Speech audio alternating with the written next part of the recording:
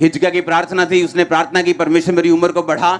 जब परमेश्वर ने कहा तेरी उम्र खत्म हो चुकी, बाइबल कहती है उसने प्रार्थना की, परमेश्वर ने उसकी प्रार्थना को सुना। इसे फल बोलते हैं, प्रतिफल नहीं। प्रतिफल होता है जो मेहनत आपने की हो उसका फल आपको नहीं मिलना, लेकिन बाइबल कहती वो परमेश्वर आपकी मेहनत को खराब नहीं होने देता और एक समय में वो आपको प्रतिफल देता है।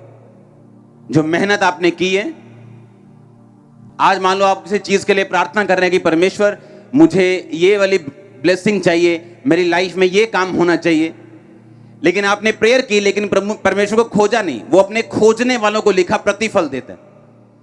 और जब प्रार्थना का उत्तर नहीं आता, इसका मतलब परमेश्वर ये चाहता है कि अब आप प्रेयर से ऊपर जाएं और उसे खोजें। और जैसे ही आप उसे खोजना स्टार्ट करते हैं, जो पिछली प्रार्थना आपने की होती, परमेश्वर उसका भी खाता निकाल लेता है। मालूम है आपको कि नहीं? वो अपने खोजने वालों को प्रतिफल देता है। खोजने वालों को क्या देता है?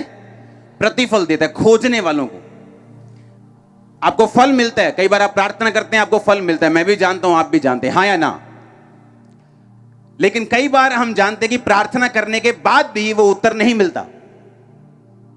कितने सहमत हैं कि सब यहां प्रार्थना करने के बाद उत्तर मिल जाता है सबको?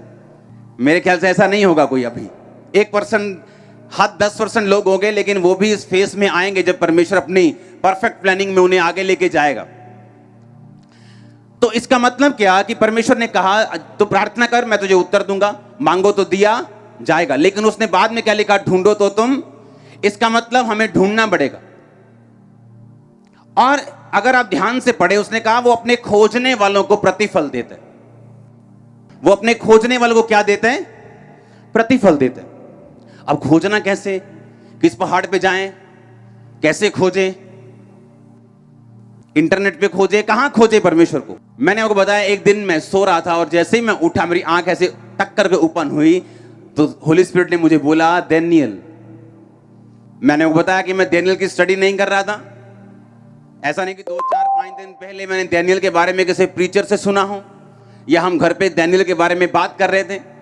ऐसा कुछ नहीं था।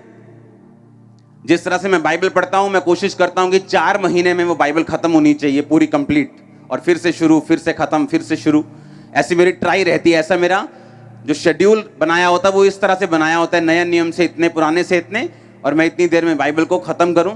लेकिन कई बार आप जब बाइबल पढ़ते हैं तो होली स्पिरिट आपको एक ही वर्ष में इतना फंसा देता है, इतना आपको ले जाता है आगे कि कई बार आप एक वर्ष ही पढ़ के उठ जाते हो और वही वर्ष आधा घंटा आप मनन करते हो। वो एक अलग बात है। हालेलुया। तो जब मैंने डैनियल सुना, मुझे मालूम नहीं था कि पवित्र आत्मा ने, और ये भी नहीं कहा डैनियल पढ़, ये भी नहीं कहा डैनियल के साथ ऐसा हुआ तू क्या कर, कुछ नहीं कहा, सिर्फ बोला डैनियल। और कई बार परमेश्वर आपके दिल से बात करता है। जैसे बहुत सारे विश्वासी जो है उनके हार्ट से परमेश्वर बात करता है, उनसे बोलकर परमेश्वर बात नहीं करता most of the time, 99.99% time. और हमारे साथ भी ऐसा होता है। लेकिन कई बार जब परमेश्वर हमसे बात करता है, वो बोल के करता है, हमें मालूम होता है कि ये परमेश्वर ने बोला है और कितना क्लियर बोला है। और जब मैंने डैनियल को पढ़ा, निकाला, तो उस एक ही बात में मेरा ध्यान जा रहा था कि डैनियल दिन में 3 बार परमेश्वर के सामने जाता था और घुटने टेक कर प्रार्थना और धन्यवाद करता था। डैनियल 6 उसकी 10 आयत को हम पढ़ेंगे।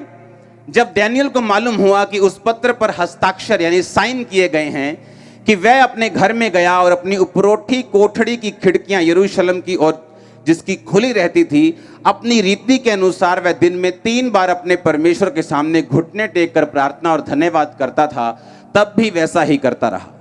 हालेलुया। अब बाइबल कहती वो दिन में 3 बार प्रार्थना करता था, ऐसे खिड़कियां खोलकर, जहां भवन बना था परमेश्वर का, उस भवन की और मुंह करके वो प्रार्थना किया करता। पुराने टाइम में ऐसा चलता था। कुछ लोग अभी भी उसको फॉलो कर रहे हैं, लेकिन उन्हें मालूम नहीं कि परमेश्वर जो है वो शैतान को हराने वाला परमेश्वर है। हालेलुया। अब बाइबल कहती वो 3 बार प्रार्थना करता है घुटने टेक कर,